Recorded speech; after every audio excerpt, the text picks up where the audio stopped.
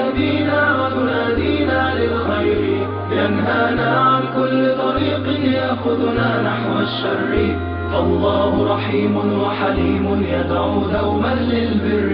ہم تو اس کی بات کرتے ہیں جس کی انگلی اٹھے اور چاند کے ٹکڑے ہو جائیں، اور سڑیاں کھجوراں اگا جان دائے، وہ پتھراں نو کلمے پڑھا جان دائے، قطرے کو سمندر ذرے کو ستارہ کرتے ہیں، کونین کو خم آ جاتا ہے جب زلف سنوارا کرتے ہیں. ہم تو اس نبی کو ماننے اور جاننے والے ہیں. می وریا کستوریاں دا جدو یار نچوڑیاں زلفاں، می وریا کستوریاں دا جدو یار نچوڑیاں زلفاں، تے قبلہ اودے بنیا سائم جدے یار نے موڑیاں زلفاں. وہ تو رخ پھیر دے تو خدا قبلے نہیں بدل دیتا. لوگ کہتے ہیں چاہنے سے کچھ نہیں ہوتا، میں کہتا ہوں ساری دنیا ہی مصطفیٰ کی چاہت پہ ہے. قبیلہ بنو سلیم کی مسجد ہے، 4 رکعتی نماز ہے، 2 رکعت پڑھی جا چکی ہیں، 2 رکعت ابھی باقی ہیں. خاطر آتر میں بات آئی کہیں قبلہ بدل جائے تو کیا خوب ہے. تو فوراً جبریل آگے کہا محبوب پھر دیر کاہے کی ہے، ابھی رخ پھیر لو. اب جن لوگوں نے مسجد قبلتین دیکھی ہے کہ پہلا قبلہ بالکل شمال میں اور موجودہ قبلہ بالکل جنوب میں، اور صحابہ تو ذہنی طور پہ اس کے لیے تیار ہی نہیں ہے، تو بتا دیا جاتا کہ اگلی نماز ہم ادھر پڑھیں گے. یہ نماز کا وقت بدلنا ہو نا تو 1 دن پہلے بتانا پڑتا ہے، کل سے نماز ظہر 2:15 بجے پڑھیں گے. اگر اسی دن ایسا کر لیں تو لوگ کہیں گے کہ یہ امام تو سلیقہ ہی نہیں رکھتا ہے، ہم تو آئیں 2 بجے کے حساب سے اور 2:15 تک بیٹھے رہیں. تو نماز کا وقت بدلنا ہو تو 1 دن پہلے بتانا ہوتا ہے، اور یہاں تو قبلہ بدلنا تھا، ایک نماز ہی پہلے بتا دیا جاتا. لیکن کہا محبوب ابھی رخ پھیر لو. یا اللہ تیری نماز تو پوری ہو لے. کہا میری نماز بعد میں پوری ہوگی، پہلے تیری مرضی پوری ہوگی، پہلے تیری مرضی پوری ہوگی. نی وریا کستوریاں دا یہ تو یار نچوڑیاں زلفاں، قبلہ اودے بنیا سائم جدے یار نے موڑیاں زلفاں. وہ تو رخ بدل دے خدا قبلے بدل دیتا. ہم اس نبی کی بات کرتے ہیں. تو بات کر رہا تھا کہ ایمان جاننے کا نام نہیں ہے، ایمان ماننے کا نام ہے. یہ تصدیق بما جاء بہ النبی صلی اللہ علیہ وآلہ وسلم. ایمان کے بعد اب یہ بات بھی ذہن نشین کریں کہ اس دنیا پہ سب سے بڑی دولت مجھے اور آپ کو جو عطا کی گئی ہے وہ دولت ایمان ہے.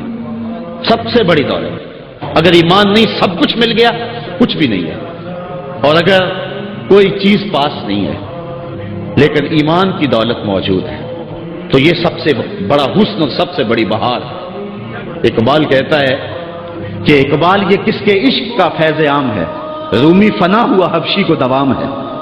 یہ وہ دولت تھی جس کے دم سے اجالے ہوئے. دنیا پر سب سے بڑی دولت جو حضرت انسان کو دی گئی ہے وہ دولت ایمان ہے، اور قیامت کے دن سب سے بڑی دولت جو حضرت انسان کو دی جائے گی وہ دیدار الہی ہوگا.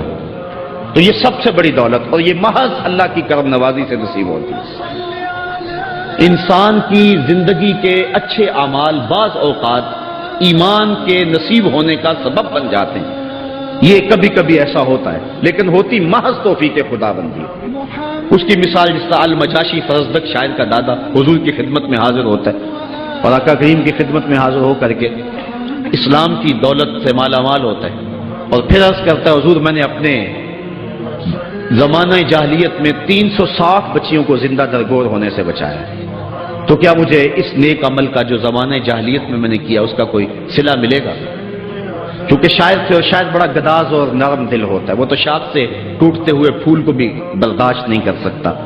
وہ کیا کہا تھا اقبال نے، دل نہیں شاعر کا ہے کیفیتوں کی رستخیز، کیا خبر تم کو درون سینہ کیا رکھتا ہوں میں، سچ اگر پوچھے تو افلا سے تخیل ہے وفا، دل میں ہر لہجہ نیا میشر بپا رکھتا ہوں میں، در غمے دیگر بسوز و دیگر آرا ہم بسوز، گفتبت روشن حدیث گر توانی دار ہوش، کہہ گئے ہیں شاعری جزویز از پیغمبری، ہاں سنا دے پڑھ کے ان کو پیغام سروش.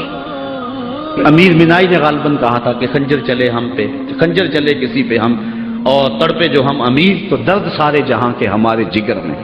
اور اقبال نے آنکھ سے تشبیہ دی شاعر کو ایک جگہ پہ، مبتلا درد ہو کوئی عذر روتی ہے آنکھ، کس قدر ہم درد سارے جسم کی ہوتی ہے آنکھ.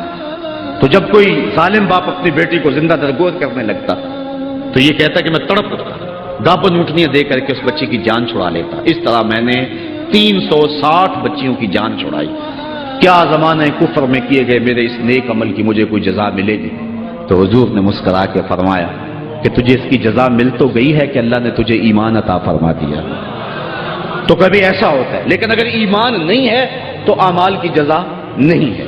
اسی لیے الا الذین آمنوا وعملوا الصالحات، اعمال کی جزا بصورت ایمان اگر مل جائے تو مل جائے، اور اگر ایمان نہیں ہے تو پھر آخرت میں لا خلا کوئی حصہ نہیں ہے۔ كل أوامره تهدينا وتنادينا للخير، ينهانا عن كل طريق يأخذنا نحو الشر، فالله رحيم وحليم يدعو دوما للبر